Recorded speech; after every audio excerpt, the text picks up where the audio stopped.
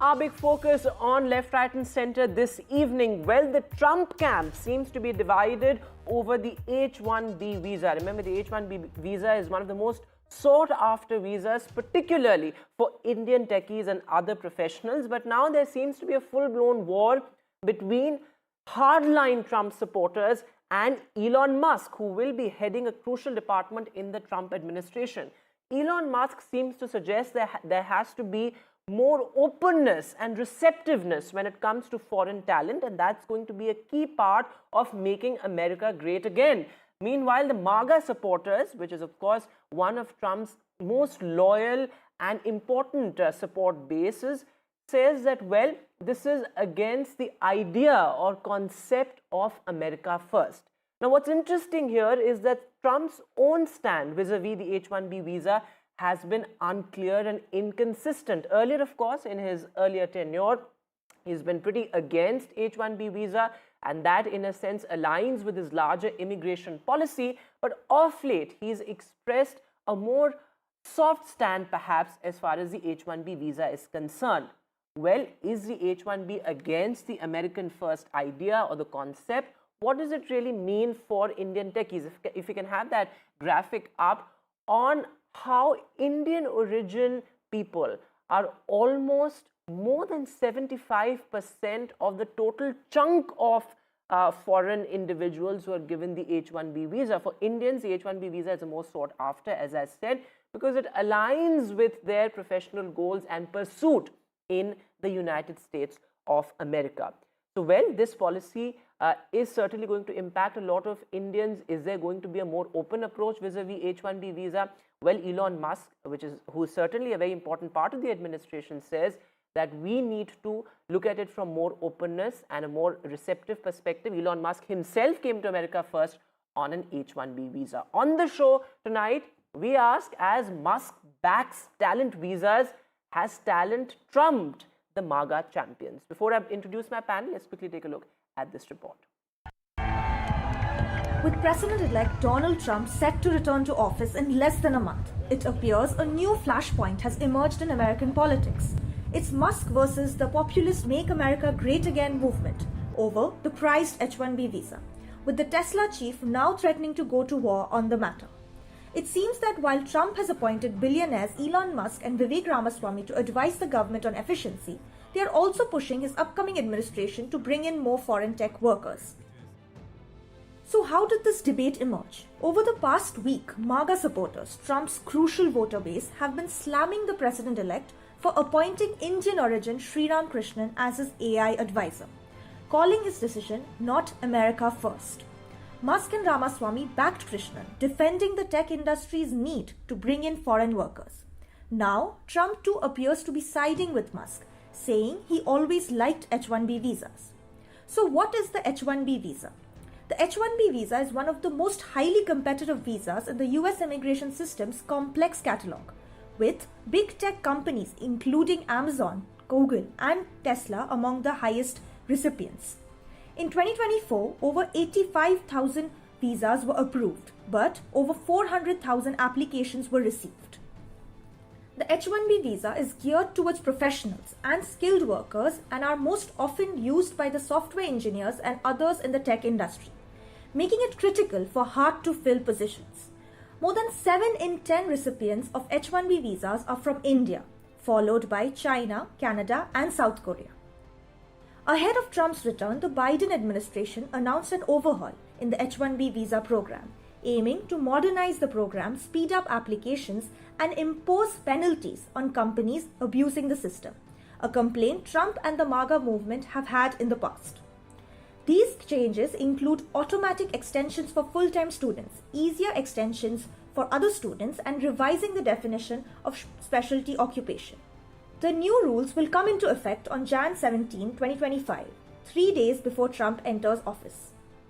The big tech industry hopes that tech giants like Musk, who have developed a strong bond with the president-elect, could convince Trump to offer more visas to highly skilled foreign workers. All eyes will now be on the new Trump administration to see how it will impact the H-1B visa program and how it will impact India. Disha Bagchi for NDTV. Well, what does it really mean for Indian techies? Joining me on the show this evening, I'm being joined by Pramit Makode. He is somebody who's worked on H1B for many, many years. He's also the president, Global Citizen Forum, also vice president, International Region at Computer Society of India. Also, Choko Valiappa, founder and CEO of V Technologies. Hire me. Thanks very much for being with us. Also, Varun Singh, MD, CIFA's Immigration Certified Investment Migration Consultant as well. Thanks very much, gentlemen, indeed, for being with us. Let me start by asking you, Mr. Marco. There's somebody, who went to the US on an H-1B visa, who successfully built a career in the US on an H-1B visa for so long. Why do you think this still remains one of the most sought-after visas for Indians, and why is it so important for Indians? At the very outset, I think it's significant for us to understand what H-1B visa really means for Indian techies, and why is it so sought after and important? America, most of the American companies in different sector, whether it is financial sector, banking sector, insurance sector, pharma sector, healthcare sector, there is a huge need of software engineers and talented software engineers. And America, for whatever America produces, there is still a big shortage of software engineers. But and there are other sectors as well, but particularly in the IT field and software engineers, there is a huge shortage. And that shortage can only be bridged when you bring earlier, it used to be 65,000, then it went to 85,000. For a few years, it was even beyond 85,000 engineers and H1B quota every year. We used to bring to America from different countries. And India being the IT hub for the world, most of the IT engineers used to come from India.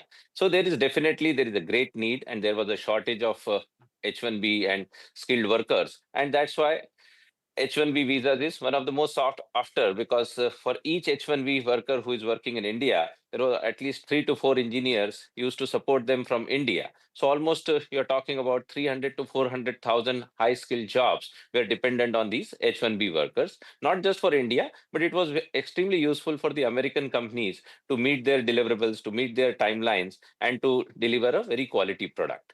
So H1B for last 20 years, what we are seeing is quite important visas for whether it is a product company or a service-based company or any other sectors. H1B has played a very important role.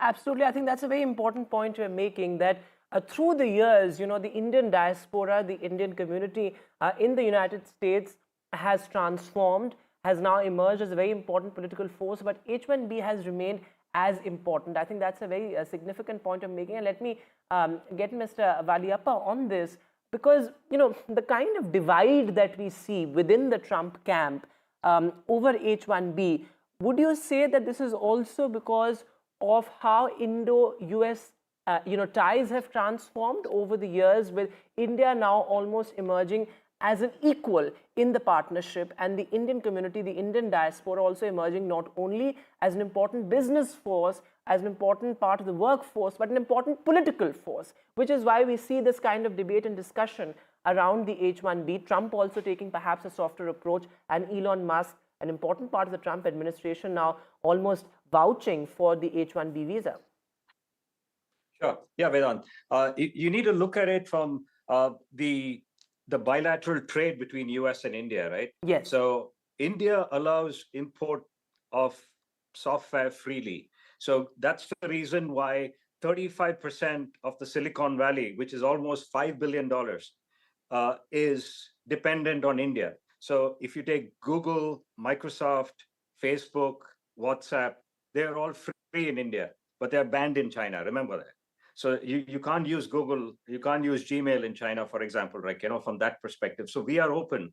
So from the bilateral trade, the new economy, we contribute almost 35% from a market capitalization of these Silicon Valley companies too. So that's the thing that you need to look at it. But if you were to step back many decades or many centuries ago, it all started in 1492 when Christopher Columbus discovered America. So America has been a country of immigrants, right? So, and it's who's American today? What dates do you stop at? Do you stop at 1990 or 2000, or how can you say that I came before, so I'm American, you came today? And also the H-1B visa that we are talking about is minuscule, right? It accounts for 0.079% of the total American population. So if you look at it, it's minute. And what keeps America great is that they've been able to attract the best talent in the world. So that is what is the differentiator of America versus the rest of the countries, right? So if you deny this, and then other countries are inviting the better, so you need to get the best talent to the US. So as long as it does that, it's right. If you look at it from this perspective, I think it's the politics of how the world is today. The polarity is very, very evident, right? So the pendulum shifts too much to the left or the right. Yes. And once post-election, it needs to come to the center. And that's where the debate is right now, because in politics, during campaign, it moved extreme right, as a lot of the other countries have shown during the mandate that Trump got. But right now, it's swinging back to the center, and that's where it should be. And I'll come to the politics of it, because one cannot, of course, divorce the politics from the policy, as it were, given the fact that it certainly was the idea of America first and the idea of MAGA, or Make America Great Again, that delivered that stunning victory for Donald Trump. And of course, that is going to have a huge bearing on his policy decisions as well. But before I come to that, Varun Singh, how do you see this whole idea of reverse migration, which is something that's become extremely important as well? Now, of course, you see a lot of Indian techies who've gotten their education in the US, who've worked in the US with big MNCs for some years, returning to India, returning to their country to perhaps work in the entire startup ecosystem, with the startup culture booming in India. How do you see that playing out, and how do you see H-1B in that context, and immigration versus migration in that context? Yeah, Vedant, very interesting. The reverse migration part which you mentioned, this is a new phenomenon, and this is a new and a fairly recent phenomenon. Yeah, it's a very recent phenomenon which you were not able to see in last 5-6 decades. Most probably, I have not seen in my 15 years of career, but in last 5 years we have started seeing the reverse migration in terms of looking for a demands for a better retirement. So Indian origin, Indian families, they always look for the soul is in India. So we have seen the clients who migrated 10-15 years back. Now they started looking for a reverse way of having a resettlement back in roots, where they can rest in peace with their own culture and food and people around. So this is not only in terms of the soil and the soul, it's also in regards to the business and the growth. In last 10-15 years, the properties and the real estate market in India has also improved a lot. And that's why the appreciation in the things which was left over back in India, it was surprisingly very spiked. And we are seeing that the families who are settled in US from last 30 years or 40 years, 50 years, they are seeing back and looking back India as a very promising option. And then this is why the reverse migration, and Choco mentioned very clearly that, see, America is also a migrant nation, and the migration is happening from thousands of years, and this is never going to stop. But yes, in this generation, in this era, in 2025, it has to be more refined. And H-1B is a very old traditional process which has to be reformed. And this is a high time where the businesses are suffering. If you see if you take deep dive about H-1B process, if you apply hundreds of employees, there is a probability of getting one employee or two employees getting H-1B lottery. So this is going to overall affect the business model. This is not going to be a very effective model where employers are having a very great flow of, even the geopolitics are in place and everything is in place, but still the employers they struggle. It's not only about the tier 1 employers, it's about tier 2, tier 3, tier 4 employers too, who are dependent on 1, 2, 5, 10, 100 employees. So such kind of businesses, they suffer a lot because of such policies, and it has to be reformed in terms of merit based, and the quota system is all old rules, old things, and which needs, that's why, see, if we look into the promising way, Trump and Elon Musk, they are, I don't know about their political background, but I'm damn sure about their business background, and they're a businessman. and the ecosystem and the flow of resources, which should not have That's an any important political point you're making. hindrance. That's an important point you're making. This And is this is what I see. the point you made about merit, I think that's very important too. And Mr. Makode, come in on this, because one thing that Elon Musk has emphasized is that talent is sacrosanct.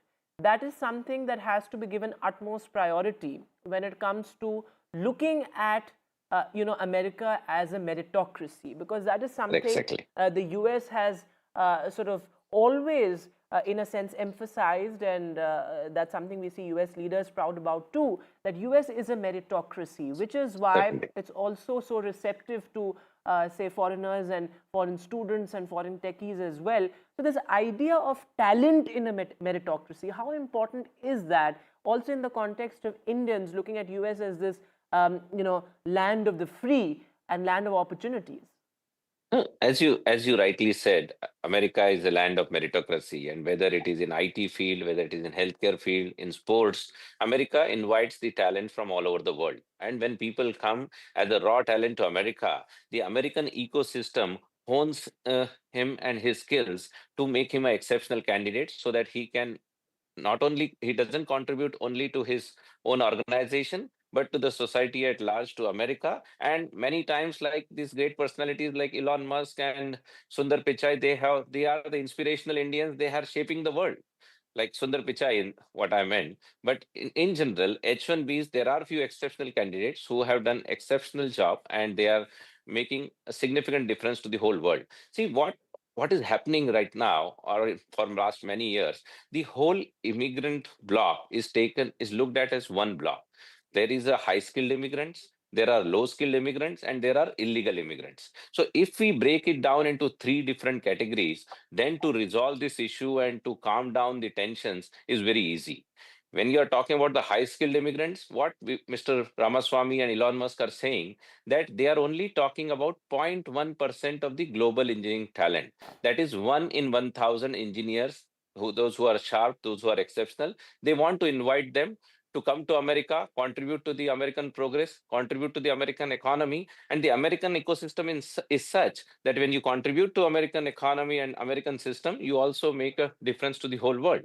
But they are only talking about the meritocracy that you are talking, only the 0.1%. So If you take out the illegal immigrants, and that is a whole separate discussion. There are more than, some people are saying 13 million illegal have come. Some people are saying 30 million illegal have come. There should be a very separate discussion and separate reforms for them.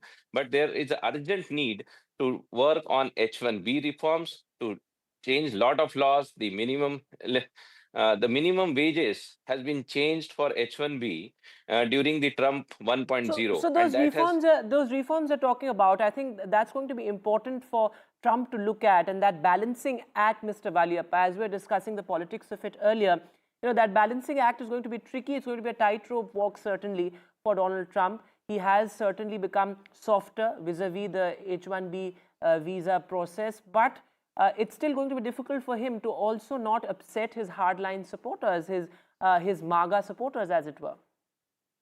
Yeah, it could be very well a balance, actually, Vedant. So it could be that Trump's he's definitely going to go on the illegal immigrants, because that's been one of his main things. Remember the wall with Mexico that he had proposed earlier as well, and because the south of the border, things like that. So I think he's definitely going to go, and that may well be the compromise or the mix or the balance where it would be the equilibrium, where he would support the MAGA supporters, Make America Great Again supporters, and to say that I am going to start taking action on illegal immigrants. And but he's always been pro-immigrant in this election. For say, one of the things he actually said was, if you study in America and graduate in an American university, then you should automatically get a green card. So he's encouraging immigrants from that angle, but at the same way, he's also very, very strict about illegal immigrants. 13 million is a great big number, and I think that's a problem which he will definitely address. So. Absolutely. And the last word to you, Mr. Singh. The H1B visa process is something that has always been extremely precarious, and it's been difficult for Indians to navigate it. And you hear so many stories of Indians struggling with, the visa. As an immigration expert yourself, how would you say that Indian techies, perhaps who are aspiring to go to the US, how do they circumvent these changes in politics that ultimately reflect in policy decisions vis-a-vis the visa policy as well? See, Vedant, this basically the techies, they can't see, this is all employer-driven process, Yes. and also it's a policy-driven process. So when there is a policy-driven process, you don't have a control over the in and out and the exit and the entry of the process. But of course, there are other options. The techies, they choose for other routes where they can, on the entrepreneur route, the L1 options are there, the company setup options are there. So there are multiple options are there that we can discuss in the other forums. But basically, this H1B is all controlled by the Home Office, and the employers also, they don't have the full control over it, even if they have the control over the employment and the candidates. But even after doing all the things, they have a very less control over it. So this is where this process needs to be more refined in 2025, because if you are looking into the growth and success and probability of having a good governance, then this is a part of the good governance where there's a lot of the gray area in H1 and the other visa process, where the employer side, if you see on the business point of view, if you see the businesses, they suffer because not only the IT, there are construction companies, there are medicine companies, the healthcare, there are hospitalities. So such businesses, they can't wait for a long waiting and long route and the lottery-based system, because these businesses, they suffer a lot. So this is why it needs to be taken deep dive for taking a more reformed process, and that will only make this is how it will look more promising for the techies Sure. to get into a process where it is more systematic and organized. And as you said at the very outset, that it's a policy decision and it's very employer driven, so one doesn't really have much control over it. I'm afraid I'm completely running out of time, but thanks very much, gentlemen, indeed, for being with us. This is something that's, this entire visa conundrum that's now at the center of the politics of the US, and there's no simple answer to that. With that, we come to the end of the show, and also it's a wrap from me on the weekend edition of Left, Right and Center. It's been lovely bringing you this program. Thanks so much for watching. Goodbye.